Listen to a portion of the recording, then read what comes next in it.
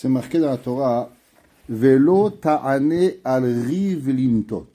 Traduction de ce pasouk, et tu vas pas répondre sur une bagarre, sur une discorde, pour augmenter la bagarre. Vous savez, les gens, ils sont toujours à flux d'essayer de nous chauffer. C'est le monde, le Yetzer Hara. Et notre travail à nous, il est généralement de rester calme. C'est pas facile, surtout quand on est séfarade. Chez Ashkenazim, c'est facile. Chez nous, il faut dire la vérité, on a le sang un peu plus chaud, on mange du piment, on mange salé, alors on a le sang un peu plus chaud, alors c'est plus difficile pour nous de rester calme. Le Netziv de Vologine, il dit, c'est quoi le pshat du pasouk? Que la personne, elle doit être jamais répondre. Tout le monde connaît des milliers d'histoires qu'elles ont commencé par le Rav Shach et le Rav Chaim Kanievski. Tout le monde connaît ces histoires, comme quoi si une personne, elle a un malheur, si une personne, elle a une difficulté, n'importe quelle difficulté qu'elle a, elle n'arrive pas à passer, Shidduchim, Parnassa, avoir des enfants, elle a tout essayé. La seule chose qui lui reste à faire, qui est un joker, qui est un passe-partout au ciel, c'est de trouver une personne qui reçoit une honte et de lui demander une bracha. Il y avait un jour un homme, une histoire très connue, qui a demandé à Rav Chaim Kanievski qu'il est marié depuis 20 ans et qu'il n'a pas d'enfant. Rav Chaim l'a regardé et il lui a dit, tu sais, dans le ciel, c'est écrit que tu n'auras pas d'enfant. Je ne peux rien faire pour toi. Il dit, c'est pas possible, Rabbi. Impossible. Ça ne peut pas être que dans le monde, il n'y a pas de solution. Il lui a dit, il y a une seule solution. C'est que tu trouves quelqu'un qui reçoit une honte et qui ne dit rien, et tu lui demandes qu'il te bénisse, tu auras une chance. Alors le gars dit, mais où je vais en trouver, moi? Je connais pas des gens qui sont comme ça. Alors il cherche, et un jour, il va dans une synagogue, et là, il y a toujours dans le synagogue, il y a le râleur de service. C'est vrai, il y a plusieurs, il y a le râleur de service, il y a le crieur de service, il y a le kidoucheur de service, il y a plein de gens dans les synagogues, ça fait partie. Alors il y a un jour, un homme, il arrive dans une synagogue, s'assied dans une place, et à qui il s'est assis? À la place du gueulard de service. Celui, Barminan, tu lui prends sa place, vaut mieux que tu lui coupes la tête. En tout cas, il arrive, il s'assoit à sa place, et là, il est en train de prier un invité, et le gars, il arrive, le monsieur, il lui prend sa place, et il commence. Mais qui c'est que tu crois que tu es? Mais toi, ton père, il n'est pas de cette synagogue.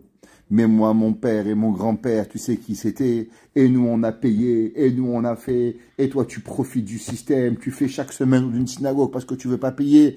Et il commence à lui faire une douche froide. D'un moment, le gars, il se lève. Il va lui manger la tête.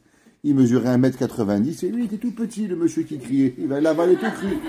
Alors, il va pour le manger. Et lui, il se rappelle. Il va, il dit, c'est ma chance. Il va le voir, il dit, s'il te plaît, je t'en supplie, ne réponds pas. Il dit, je t'en supplie, réponds pas. Alors, il va et le gars, il lui dit, mais attends, c'est pas possible, je t'en supplie, réponds pas. Le gars, il viens dehors, je donne ma place, je donne mon talit. Rien que tu réponds pas. À la fin, le gars, il se calme, il passe, il lui dit, qu'est-ce qu'il a dit? Je te demande une dernière chose. S'il te plaît, bénis-moi pour que j'ai un enfant. Il dit, pourquoi? Il dit, voilà, Rav Chaim Kanievski m'a dit que ma seule et unique façon de pouvoir avoir un enfant, c'est si un homme, il reçoit une honte et il me bénit, alors j'aurai un enfant. J'ai tout essayé. On a fait les tests, on a fait les in vitro, on a dépensé 200 000 $, on est parti en Amérique, on a vendu notre maison pour s'en être, on n'a pas eu. S'il te plaît, bénis-moi. Alors il lui a dit, si je te bénis, pourquoi je te bénis avec un? Je te bénis avec 2. Que tu auras 2 enfants. Et il est parti. 1 an après, il a eu des jumeaux. Ça veut dire que ce n'est pas des blagues, c'est la réalité de la vie.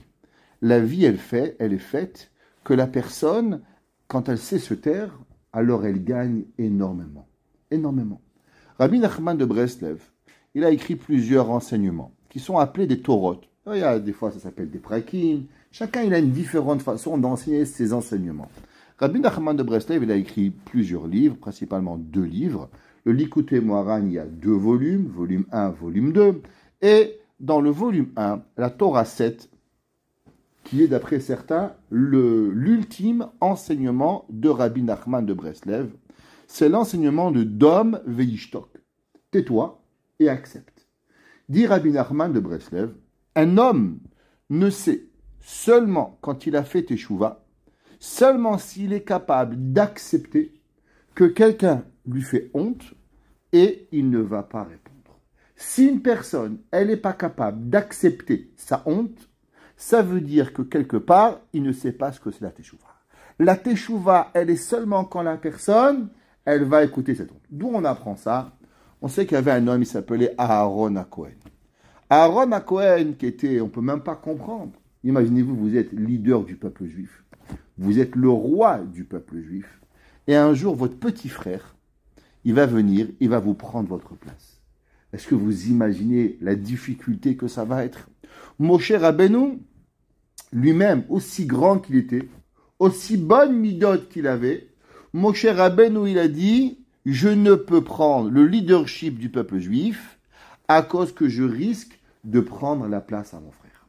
Ça veut dire, il y avait un jour un homme, il s'appelait Rav Shalom Shvadron, vous avez entendu parler, qui était le Maggid. Il a écrit un livre de Maggid Speak, vous savez, il a été écrit par Rabbi Pesach Kraun. Eh bien, généralement, toutes les histoires de Rabbi Pesach Kraun, elles sont du Rav Shalom Shvadron. Et un jour, le Rav Shalom Shvadron était un grand orateur. Il y avait un Rav qui est tombé malade. Et quand il est tombé malade, alors ils ont appelé le Rav Shalom Shvadron, voulant savoir s'ils voulaient le remplacer pour venir donner des cours à sa place. Le Rav Shalom, il a réfléchi et il est parti voir le Rav Shach. Et il a dit, Rabbi, regardez, j'ai reçu une place en attendant de prendre et danser dans une yeshiva à la place de tel Rav. Alors Rav dit, c'est quoi la question? Vas-y, tout de suite.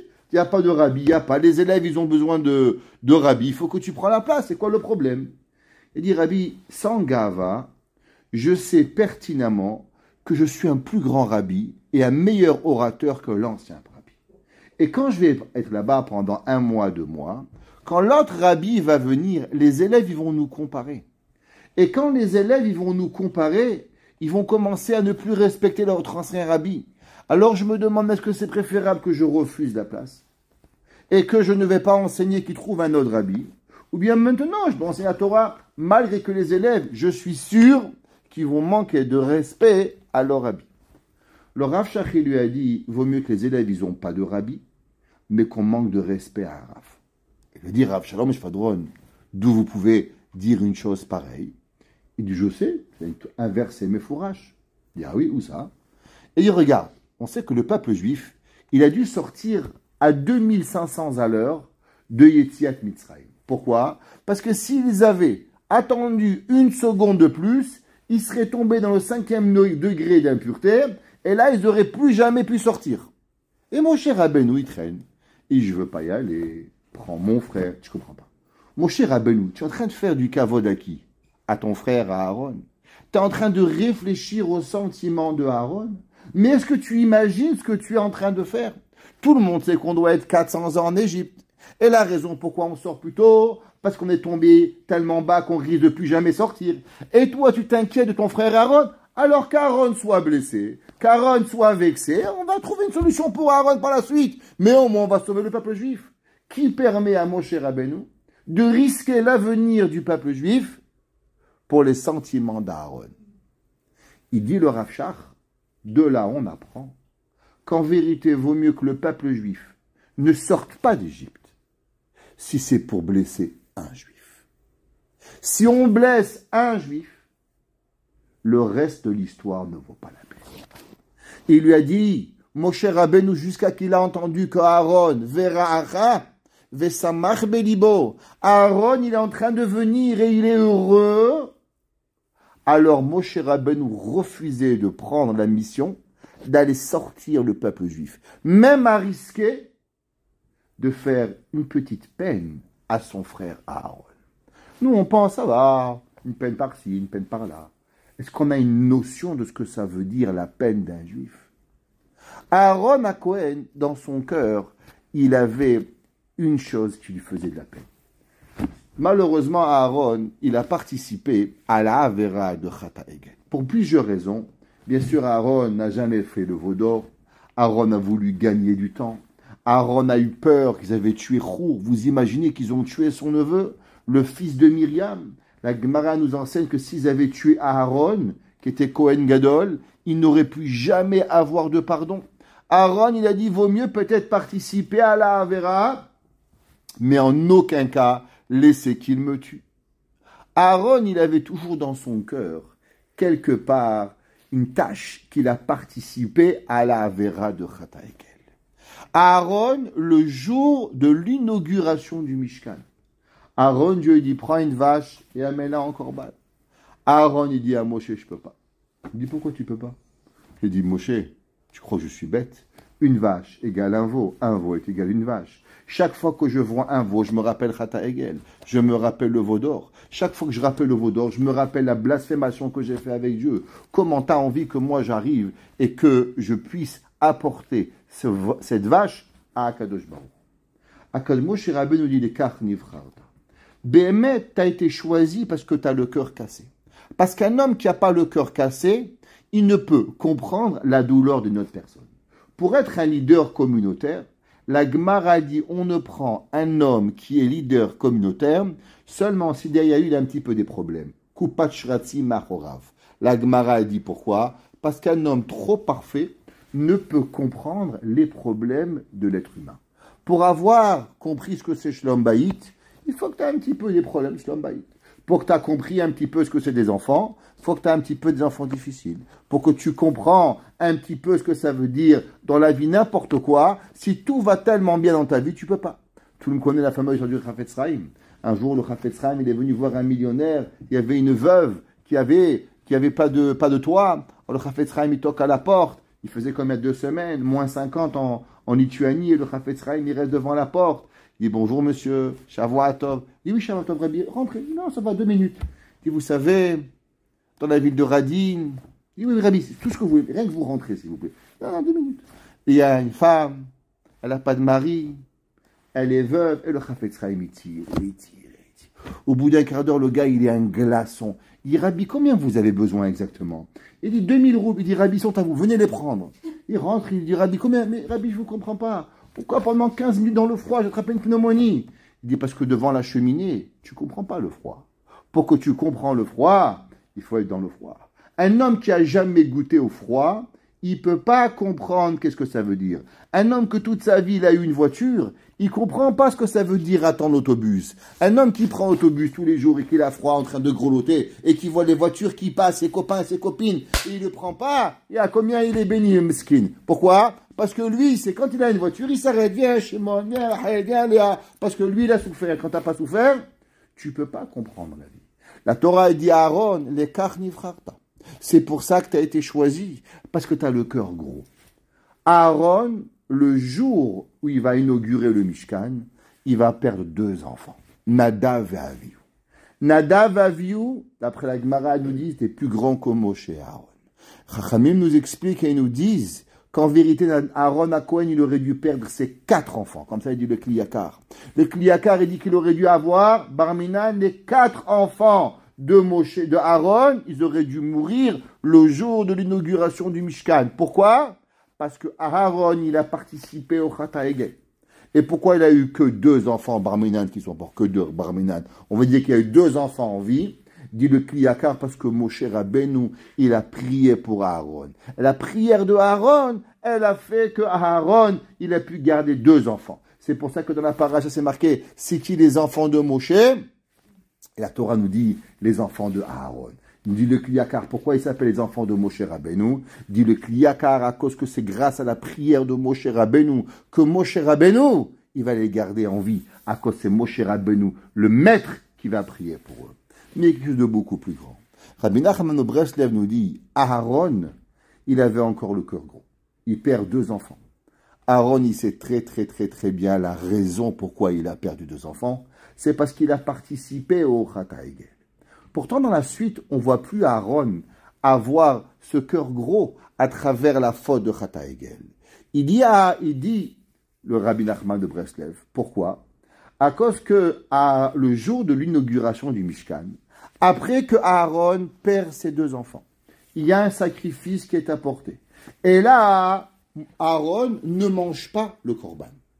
Et là, Moshe Rabbeinu vient en furie, et il dit à Aaron, qu'est-ce que tu fais? T'es Kohen Gadol. Kohen Gadol ne peut pas s'impurifier, ni pour son père, ni pour sa mère, ni pour ses enfants. Le Kohen Gadol n'a jamais le droit de s'impurifier pour personne. Le seul, s'il marche dans la rue et voit un homme mort, ce qu'on appelle un met mitzvah, il peut s'en occuper. Ah, Moshe Rabbeinu, il dit à Aaron, pourquoi tu ne manges pas des sacrifices? Et il crie à Aaron, Vaïcharaf, Moshe Rabbeinu s'énerve. Aaron, il ferme sa bouche. Vaïdom, Aaron. Aaron se tait. Par la suite, Aaron va dire à Moshe Rabbeinu, peut-être Moshe Rabbeinu, tu sais, il y a une mitzvah d'apporter le korban. Et il y a une mitzvah de manger le korban. Qui a dit que la mitzvah d'apporter le korban et la mitzvah de manger le korban, elles sont pareilles. Peut-être que j'avais l'obligation d'apporter le korban, mais la mitzvah de manger le korban, du fait que mes enfants n'avaient pas encore été enterrés, alors je n'avais pas le droit de le manger. Moshe Rabbeinu réfléchit et dit, Aaron, t'as raison, je me suis trompé. Et Aaron va recevoir la chouma de sa vie. Vraiment, chouma, vous n'avez pas vu l'idée, à savoir devant tout le peuple juif. Pour comprendre ce que c'est une chouma, un jour, il avait expliqué un rave, un machal incroyable. Il avait expliqué qu'est-ce que ça représente une honte. Il y avait un jour un homme, un khatan, il s'est marié. Vous savez, le soir du mariage, qu'est-ce qu'on fait? Alors on donne des enveloppes. Ouais. On fait une petite blague. Allez. Jeshkenazim, $26. C'est Farah, 260.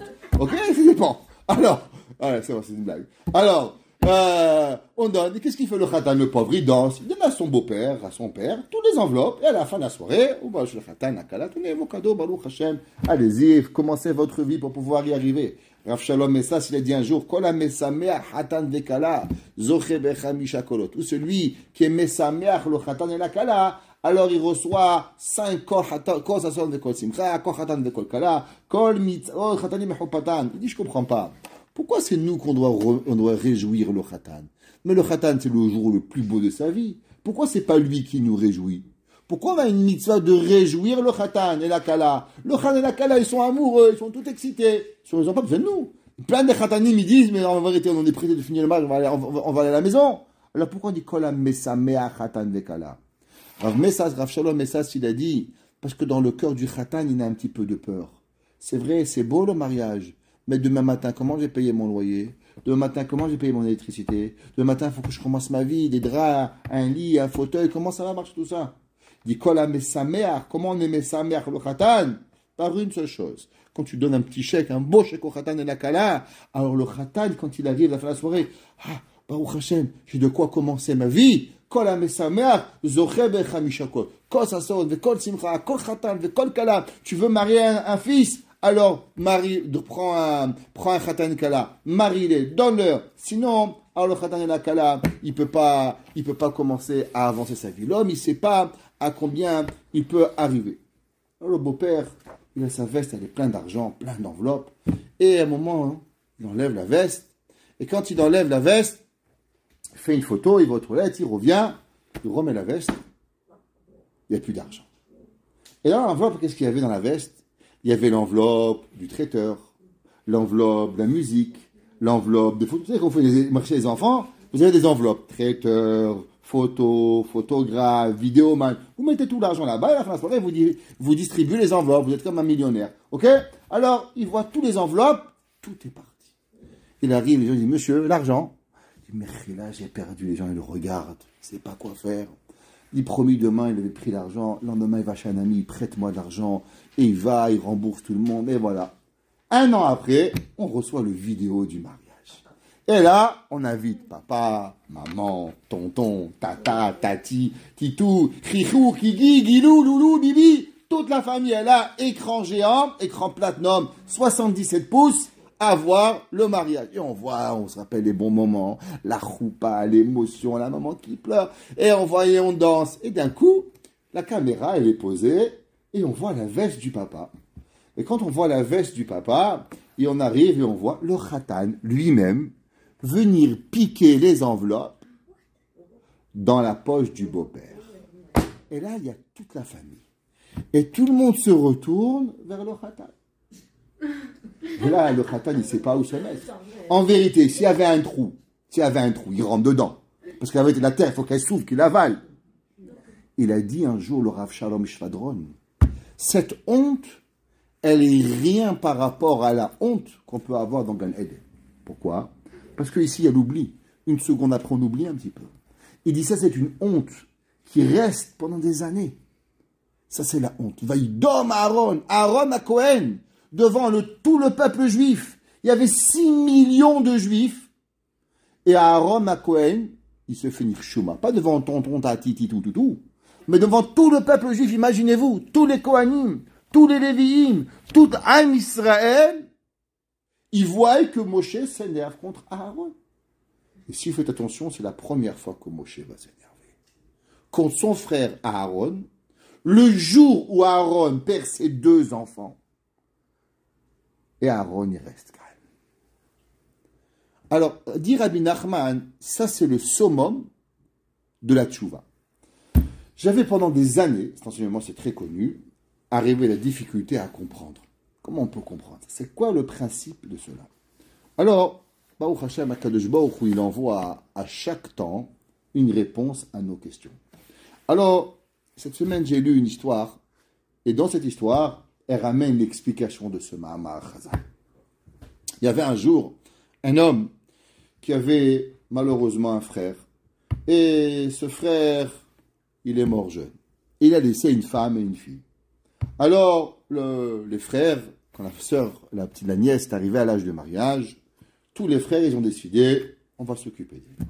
Qu'est-ce qu'ils ont décidé? Que chacun va prendre sur lui de ramasser 15 000 $ et de pouvoir apporter à la Kala. Il y avait 5 frères, elle va commencer sa vie avec 45 000 $, tu payes le mariage 30 000, il te reste 15 000 pour acheter les meubles et tu commences ta vie, c'est fini la vie, l'argent elle est parti en 2 secondes, il n'y a plus rien. Maintenant, un des frères, il n'était pas un millionnaire, il va trouver 15 000 $. Alors il a décidé que tous les jours, après la tefila, il allait faire 2-3 synagogues et il allait dire, Rabotai, ma nièce se marie, il ramasse l'argent. Et il ramenait $1, $2, $10, $15. Tous les jours, dépendamment, il y avait 2-3 synagogues. Et les mariages. Il y a dans quelques mariages, c'est coutumier, chez les Ashkenazim, quand il y a des mariages, alors on va et on donne, on ramasse d'argent le soir du mariage des gens, les Baal Simcha, ceux qui font le mariage, alors eux aussi, ils donnent à cette cause-là. Laissez-moi ouvrir une parenthèse et vous raconter un Maaseh Nora, une histoire incroyable qui est arrivée avec le Rav Shach. Un jour, il y avait un bachour qui habitait à Anvers. Anvers, en anglais, ça s'appelle Antwerp, en Belgique, qui est la capitale du diamant du monde. Aujourd'hui, c'est un peu repartir sur Tel Aviv. En tout cas, pendant des années, Anvers était la capitale du diamant du monde. Il y avait un bachour qui avait étudié à la yeshiva de Ponovitch. Et pendant la vacances de Pessah, téléphone il sonne. À l'époque, il n'y avait pas des cellulaires. Vous vous rappelez un jour, c'était pas les cellulaires. Il n'y a pas des WhatsApp, il n'y a pas des textes. Ok, c'était un jour. Ok, il y a très longtemps. Alors, le téléphone il sonne et la sœur de ce garçon qui s'appelle Daniel, elle répond au téléphone. Il dit oui. Il dit est-ce que Daniel il est là? Il dit avec qui je parle? Il lui dit Eliezer Shach. La fille elle dit Rav Shach? Eh oui. Il dit Daniel. Il dit oui, quoi encore? Il dit il y a Rav Shach au téléphone. Arrête avec tes blagues là. Il dit non, c'est pas une blague. Il y a Rav Shach au téléphone. Et voilà, la sœur, elle avait l'air vraiment blême. Il va au téléphone, il fait allô, et il entend Rav Shach. Il dit oui, Rabbi, qu'est-ce que je peux faire pour vous? Il dit voilà, il y a un bachour qui n'avait pas à se marier. Et il est orphelin. Et il a déjà 25 ans, il ne trouve pas à se marier. Et donc, j'ai dû rentrer moi-même dans l'histoire du Shidour. Et quand j'ai rentré dans l'histoire du Shidour, j'ai décidé de prendre sur moi tout le mariage et d'essayer de leur donner une somme honorable pour ce mariage. Et dit, le Rav, il s'est engagé de combien? Il lui a dit à 100 000 $. Il a dit, Hazakobaru Rabbi. Et il a dit, et qu'est-ce que je peux faire pour vous? Vous voulez que je vous fasse une petite donation de 26 $? Qu'est-ce que vous voulez chez moi? Il dit, non, regarde, moi, je ne peux pas ramasser cet argent. Je suis très vieux, j'ai 100 ans. Et j'ai plus la force. Maintenant, toi, tu es à Anvers. Et à Anvers, il y a là-bas beaucoup de riches. Je te demande, s'il te plaît, d'aller connecter l'argent. Tu as un oncle qui est très riche. Je veux que tu vas commencer chez lui et que tu lui dis que tu es un employé et tu es envoyé de Rav Shach. Et de Rav Shach, il te demande de ramasser l'argent. Il dit, mais Rabbi, mon oncle, il ne va jamais donner 100 000 $. C'est pas une somme qu'on peut recevoir de mon oncle, je vous le dis. Il dit, regarde, commence avec ton oncle et par la suite, tu verras où aller. Moi, de mon côté, je prierai pour toi sans arrêter jusqu'à que tu arrives. Alors l'élève, c'est pas une blague, Rav Shach qui vous appelle au téléphone. Moi, un jour, Rav Shmuel Orbach, j'étais sur l'autoroute, j'allais au nord, et d'un coup, je roule à 120 à l'heure, je roule, d'un coup, le téléphone, il sonne dans ma voiture, j'y croche, allô? Il me dit, Ken, oui, Rav Kremizi, je dis oui. Il me dit, ici, c'est Rav Shmuel Orbach. Je pensais que mon sang de ma tête arrivait à mes pieds. J'étais devenu blanc. Ma femme me dit, qu'est-ce qui se passe? Je prends la voiture, j'ai arrêté le bas-côté. Je ne pouvais plus conduire. J'ai arrêté la voiture, j'ai mis les warnings de sortie, je parle au téléphone. J'arrivais pas à imaginer. Rav Shmuel Orbach vous appelle au téléphone. Vous ne pouvez pas continuer. Rien qu'à même être assis, je ne pouvais pas. Il fallait que je me lève debout pour pas parler à un gars de là dehors. Imaginez-vous le Rav Shach. Alors, le monsieur, c'est Daniel, il va le lendemain voir son oncle, il va au bureau, bonjour, comment vas-tu, comment va la yeshiva, et il lui raconte l'histoire. Il dit, regarde, imagine-toi qu'en face de toi, c'est pas Dani, mais c'est le Rav Shach. Je suis envoyé de la part du Rav Shach pour ramasser une somme. Il dit, combien tu as besoin? Il dit, 100 000. Il dit, regarde, 100 000, c'est au-dessus de tout ce que j'ai, c'est pas possible. L'oncle, il ouvre un tiroir, et il sort une enveloppe, et il dit, regarde, j'ai fait une grosse affaire, et j'avais décidé de donner $25 000 de maaser. Voilà, tu peux prendre l'argent, et tu donnes à Rav Shach. Ça, c'est le maximum que je peux faire, $25 000. On parle d'histoire à peu près 20 ans. C'est une grande somme, à peu près, même plus, 30 ans, $25 000, ça valait de l'argent. Alors, il dit, regarde, comment je peux faire pour le reste? Tu sais, en bas, il y a un gars qui est encore plus gros que moi. Si tu veux, on va ensemble, je t'introduis à lui, et peut-être qu'il pourra t'aider. Alors, il arrive, et il rentre, et dans le bureau, il y a ce grand riche-là, et à côté, il y a un vieux monsieur, environ 80 années, qui est assis. Et il arrive, et il commence à lui raconter l'histoire, comme quoi qu'il a besoin d'argent. Le monsieur de 80 ans, il commence à dire, hé, tu vas pas commencer à nous saouler là, avec les histoires de Bénébrac. Ici, on est à Anvers. Ici, ça marche pas comme ça. Je suis en train de parler avec mon ami. Tu viens, tu commences à vouloir nous ramener cet argent. Alors, s'il te plaît, prends tes clics et tes claques et dégage du bureau. Le jeune homme, il le regarde, écoutez, monsieur, je vous ai rien demandé à vous. Et quand je vous ai rien demandé, restez à votre place. Je parle avec monsieur. Si monsieur veut que je sorte du bureau, alors je sortirai. Mais vous, s'il vous plaît, alors restez à votre place. Et là, le vieux monsieur, il s'énerve, il dit, Bachourchik, tu vas te calmer. Sache que moi, je suis chômeur Shabbat. Je mange cachère. J'ai enterré ma femme et mes 7 enfants à Auschwitz. Donc, avant que tu me dises de me taire, tu vas apprendre un peu à me respecter. Alors, quand on vous parle d'un homme qui a perdu sa femme et ses enfants, alors déjà la moutarde descend complètement, vous commencez à réfléchir. Et là, le jeune homme ne se démonte pas. Il dit, je m'excuse pour votre femme et vos enfants. Mais vous savez, c'est marqué, la Gemara dit, Kol hamit asek bepiria verivia. Tout celui qui s'occupe d'avoir des enfants, alors il a fait la mitzvah. Il demande le Maharsha, pourquoi ça s'appelle mit asek bepiria verivia? S'occuper d'avoir des enfants. Avoir des enfants, se marier, mechila, ça prend pas longtemps pour avoir des enfants. Ok? Qu'est-ce que ça veut dire être mit asek bepiria verivia? Il dit le Maharsha que être mit asek bepiria verivia, ça veut dire de s'assurer qu'un orphelin ou une orpheline se marie. Celui qui veut être occupé, avoir des enfants, il dit le Maharsha, c'est pas avoir une femme et se marier, c'est s'assurer que le jour que les orphelins et les orphelines se marient, alors lui, il s'est occupé d'avoir des enfants. Le gars, il le retourne, il dit, je veux voir ce Maharsha. Je veux voir le Maharsha. Alors le garçon, il dit, ok, il monte chez son oncle au bureau en haut, il y avait une petite Talmud, il ouvre la page et il lui montre. Et le monsieur, le vieux, il lit. Et il dit, combien le Rav Shach il avait besoin? Il dit 100 000. Ils se sont à moi. Je paye les 100 000. Il dit quoi? Il dit, je paye les 100 000. Ramasse plus l'argent, je donne les 100 000. Incroyable. Il va voir son oncle, il dit, tonton, les 25 000, tu peux les reprendre? Il dit, oh, non, aucunement. J'ai donné, je ne veux pas recevoir l'argent. Il dit, mais il donne les 100 000. Il dit, mais ils ont qu'à avoir 125 000. Qu'est-ce qui va arriver? Le monsieur, il dit, mais attention, j'ai une condition, je veux voir le khatan et la kala. Alors il dit, ok, alors le bachour, il a 125 000 dans la poche maintenant. Et il prend le monsieur, et les deux ensemble, il appelle le Rav Shach, et il dit, Rav Shach, voilà, j'ai le monsieur qui arrive pour voir le Khatan et le Kala. Il va rencontrer le Khatan. Le Rav Sheikh dit pas de problème, il va rencontrer le Khatan, merci beaucoup. Ils arrivent à Tel Aviv, à Ben Gurion, qui c'est qui les attend? Le Khatan et la Kala.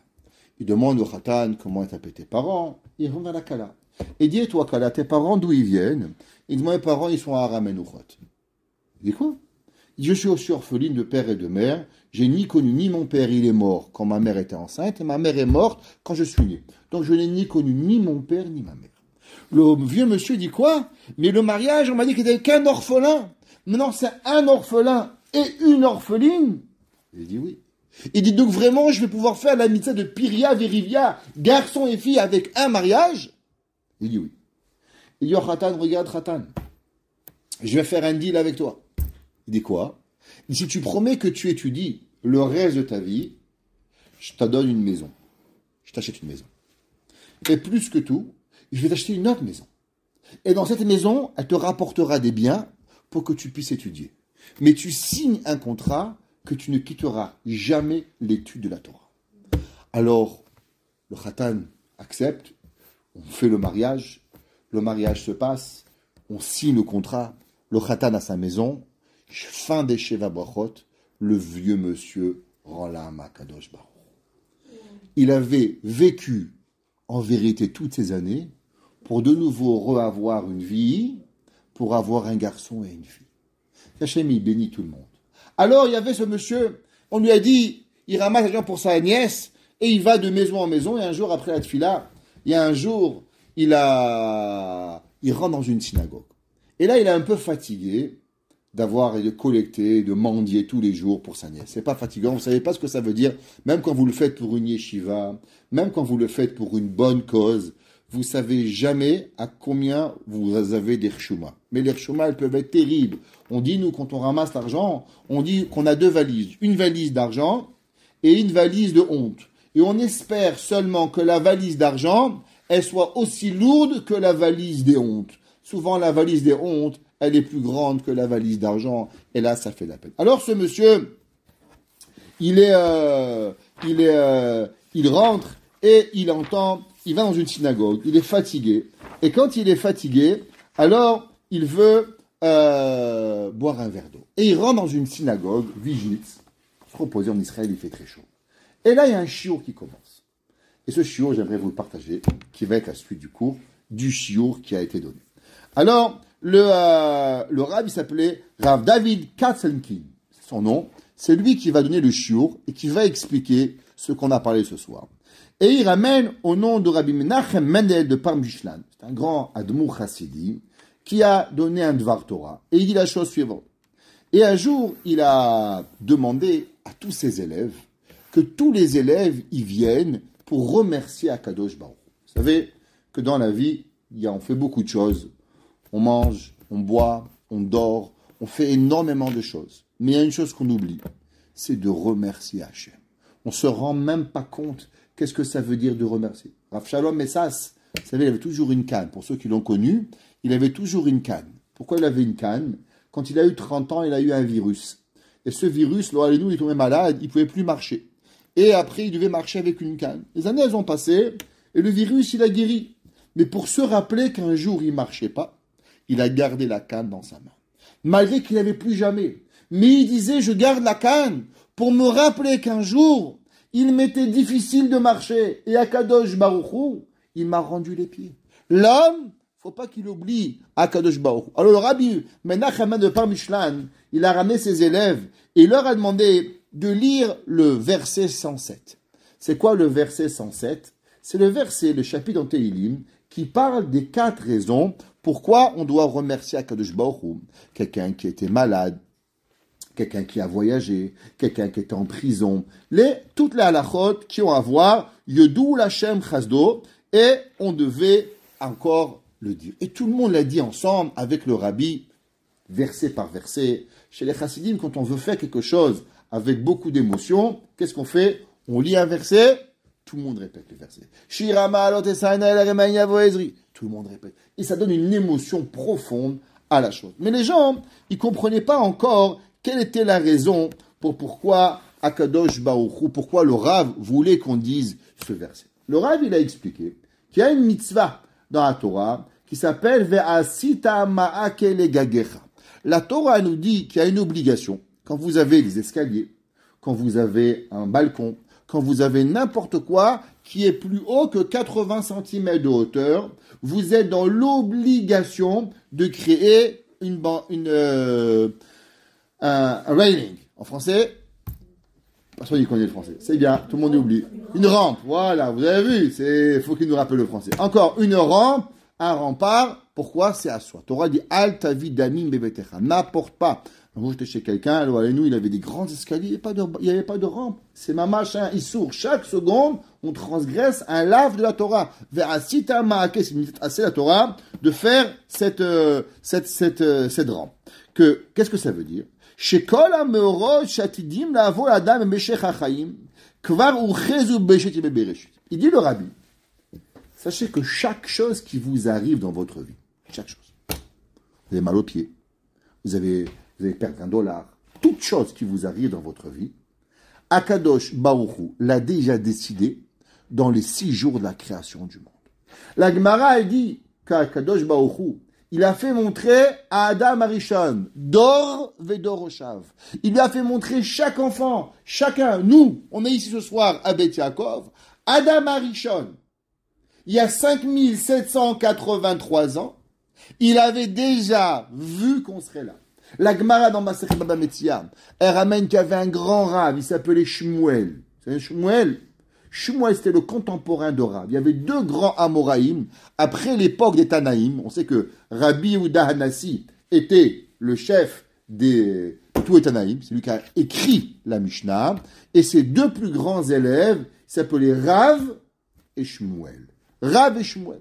Shmuel, il n'a jamais reçu un diplôme rabbinique. Alors un jour, Shmuel, il courait, Rabbi Yehuda Hanassi courait derrière Shmuel, et il dit, Shmuel, il faut qu'on arrive à faire un rendez-vous pour que tu puisses avoir ton ordonnance rabbinique. Shmuel lui a dit, Rabbi, t'inquiète pas, je vais jamais la recevoir. Il a dit, pourquoi? Il lui a dit, parce que j'ai lu dans le livre d'Adam Arishon que Shmuel n'aura jamais d'ordonnance rabbinique. Ça veut dire, 3000 ans avant, Adam Arishon avait déjà écrit que Shmuel n'aurait pas d'ordonnation rabbinique. Ça ne sert à rien d'essayer. Alors en vérité, on pourrait se poser une question. À quoi ça sert qu'on prie? À quoi ça sert qu'on demande? À quoi ça sert qu'on fait quoi que ce soit si tout est écrit? On est devenus des musulmans, maktoub. Les musulmans, ils disent maktoub. C'est quoi maktoub? C'est écrit. Il n'y a rien à faire. Alors à quoi ça sert? Hachem, on nous Rosh Hashanah, Kippour, Sukkot. Pourquoi on prie à Kadosh Baruch Hu si on ne peut rien avoir? Si on ne peut rien avoir et on ne peut rien changer, alors pourquoi on passe des heures à la prière? Ouais, il dit, Kol amikrim, tout ce qui va nous arriver. Velifne shaneshama, écoutez ça. Moi, je suis tombé par terre. Moi, j'ai lu ça aujourd'hui, parce que je prépare les cours, vous savez. J'ai lu ça cet après-midi, j'arrivais pas à croire. Il dit, le Rabbi Menachem Mel de Par Michelin. Vous savez, souvent dans la vie, on pense, on dit, c'est pas juste.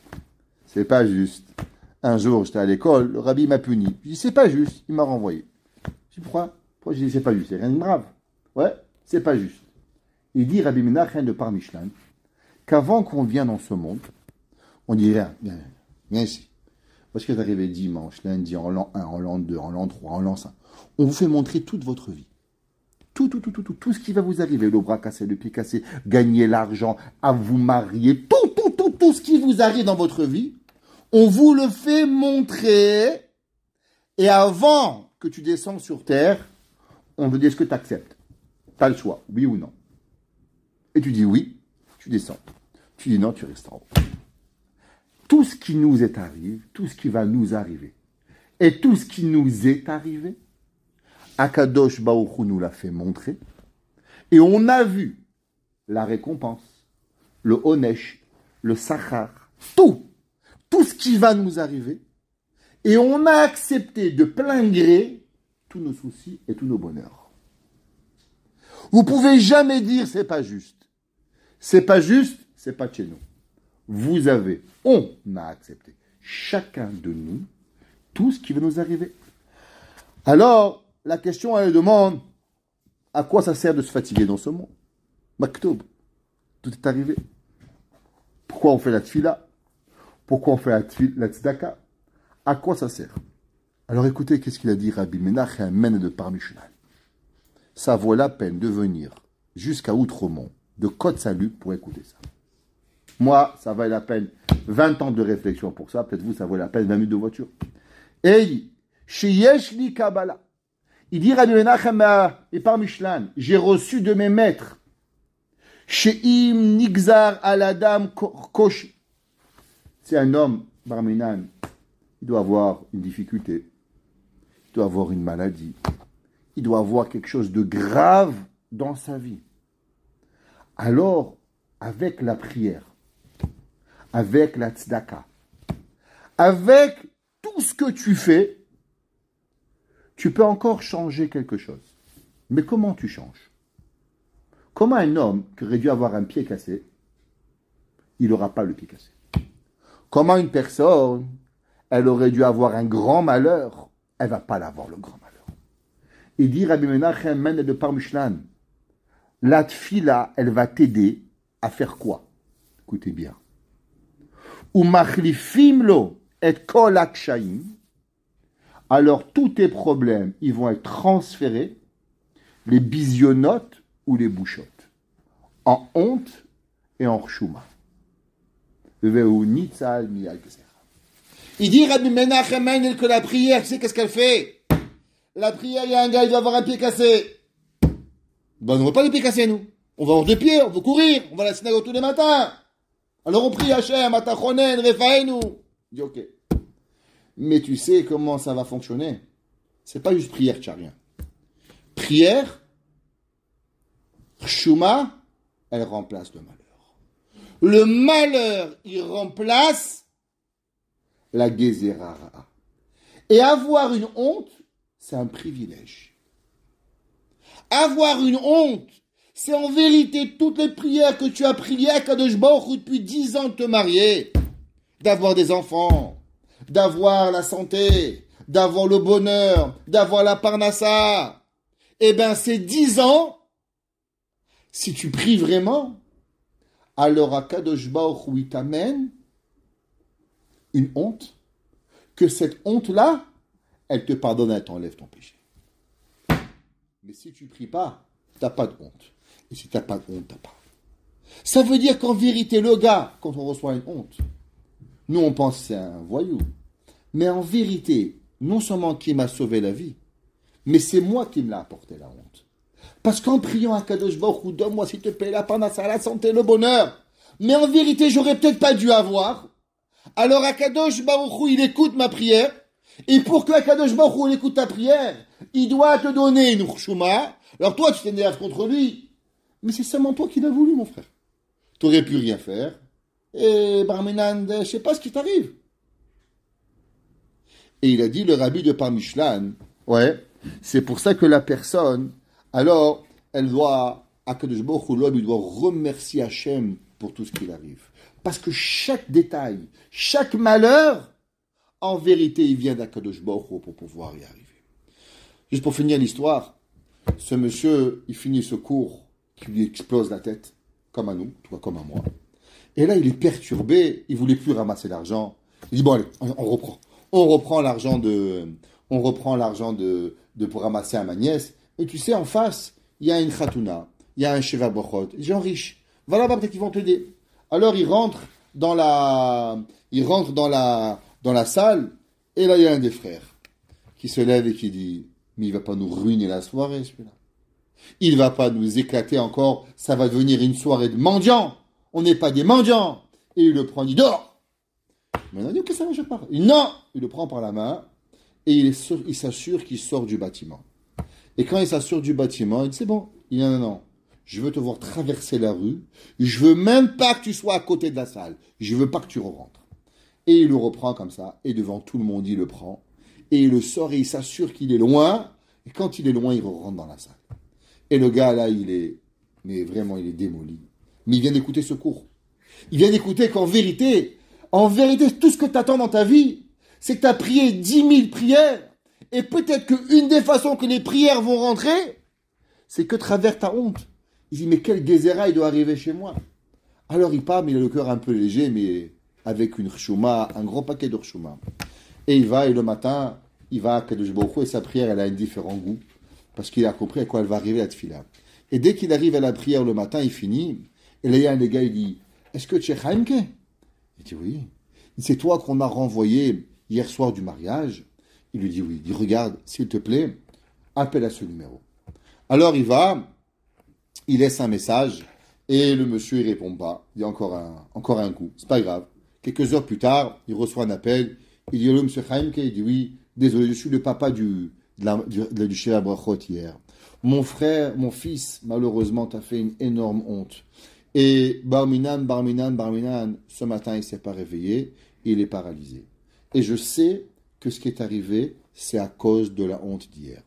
Je te demande, s'il te plaît, d'être mochel. Je te demande, jamais de ma vie, si j'avais juste su ça, je ne l'aurais pas laissé faire. De ma vie, je n'ai jamais fait honte à personne. Je t'en supplie, pardonne-lui. Alors il dit, mais bien sûr, je lui pardonne, Belev Shalem. Il dit, mais pourquoi tu étais venu hier? Il dit, parce que voilà, je marie ma nièce, et ma nièce, elle est orpheline, alors je ramassais de l'argent pour elle. Il dit, mais combien tu as ramassé? Il dit, je ramassais 15 000. Il dit, les 15 000 sont à moi. Va chez mon fils, tout de suite tu prends 15 000.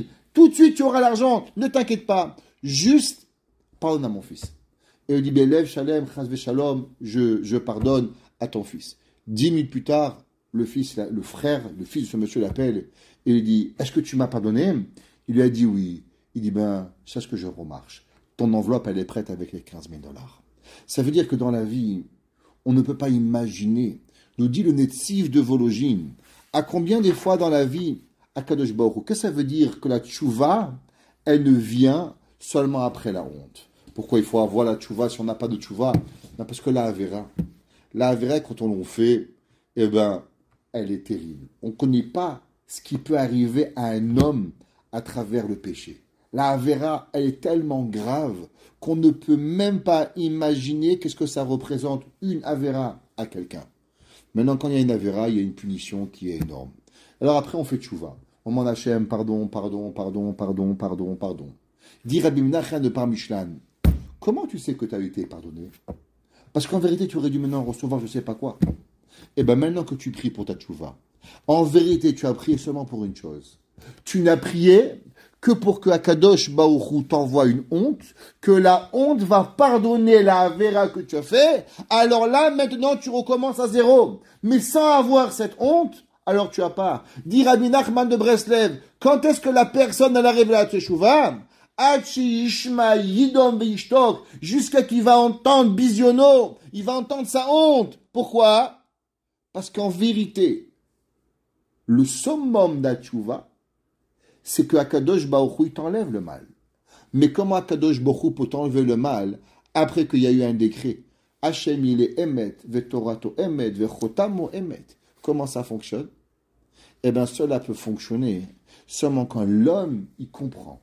Qu'en vérité, que Kol Met Hachem, tout vient d'Akadosh Baruch Hu. Arianima min bemuna shelema. L'homme il arrive. Le monde aujourd'hui, et on répétera dans beaucoup de cours qu'on aura, on fonctionne et on avance à travers un principe, qui est la venue de Mashiach. On sait que la venue de Mashiach est très proche. Chafetz Chaim a écrit qu'on arrive à Ikveta des Meshicha. Et la Ikveta des Meshicha, c'est seulement un principe. C'est quoi le principe? Ve'aya bayom ha'um, Yashem echad u'shmo echad. Toute la venue de Mashiach, c'est proclamer l'unicité d'Akadosh Baruch Hu. Il n'y a rien d'autre. Quand Mashiach il va venir, d'après beaucoup d'opinions, c'est pas comme on vous a raconté, comme on m'a raconté, qu'il va y avoir des loups, il va y avoir des moutons. Okay? Ça va pas arriver. Un jour, le Rav Elbaz, il a dit, qu'est-ce que ça veut dire Vechai ze'ev im keves? Il va vivre un loup avec un agneau. Alors il lui a demandé un élève Rabbi, mais le Rambam il dit que quand Mashiach il va venir, il va pas avoir de changement. Alors qu'est-ce que ça veut dire Vechai ze'ev im keves? Il vient en Beth Midrash. Il a vu au Beth Midrash, il y avait un grand, il y avait un petit qui a étudié. Et tu vois, le petit était policier, le grand était voleur. Les deux ont fait tchouva, ils font chabouta. Le loup et le mouton, ils étudient ensemble. Ça, c'est du Mashiach. Quand Mashiach va tuer la Torah, alors qu'est-ce que ça va être Mashiach? Mashiach, c'est proclamer l'unicité de Kadosh Baruch Hu. C'est pour ça que toute la vie aujourd'hui, regardez, tout ce qui se passe, tous les médias sociaux, tous les films, toute l'humanité, tous les stars de cinéma, tout ce qui arrive veut qu'une seule chose. Vous enlevez qu'Akadosh Baruch Hu, il est Manig Haolam.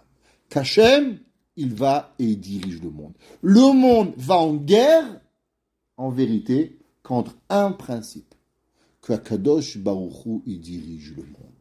Quand un homme, il lui arrive un malheur, quand l'homme, il lui arrive une difficulté, quand l'homme, il arrive quoi que ce soit, quand on se rebelle sur l'unicité d'Akadosh Baruch Hu. On se rebelle contre Hachem Echad U'Shmo Echad. Quand on accepte, quand on prie, quand quelqu'un nous fait de la peine, alors on doit savoir, l'autre il va être puni qui m'a fait de la peine, il n'a pas le droit. Moi je fais de la peine, je préserve, je vais être puni. Je n'ai pas le droit de vous faire de la peine, mais vous méritez la peine. Il faut séparer entre la personne et la peine. La peine, non seulement tu la mérites, mais souvent d'après Rabbi Menachem Mishnan, on l'a même demandé. La personne qui l'a fait, il sera puni, Barminan. Mais toi, n'oublions pas qu'elle peut nous sauver. Dit Rabbi Nachman de Breslev, la tchouva t'arrive à la personne, ad sheishma bisiono, quand tu écouteras ta honte. Et là, Kadosh Baruch Hu transférera ta punition en honte, veishtok, alors l'homme il pourra arriver. Kadosh Baruch Hu fasse qu'on n'a aucun mauvais décret, que nous avons que des bons décrets. Kadosh Baruch Hu ne donne que la santé, le shidduch, la parnassa, que des choses bien. Et si barminan, quelque chose de mal, alors que la honte, elle nous vienne pour nous pardonner, et qu'on arrive à supporter de ne pas répondre, et en ne répondant pas, alors qu'Akadosh Baruch Hu, il prend cette honte-là pour être gozer vechotem oto lechayim tovim l'shalom.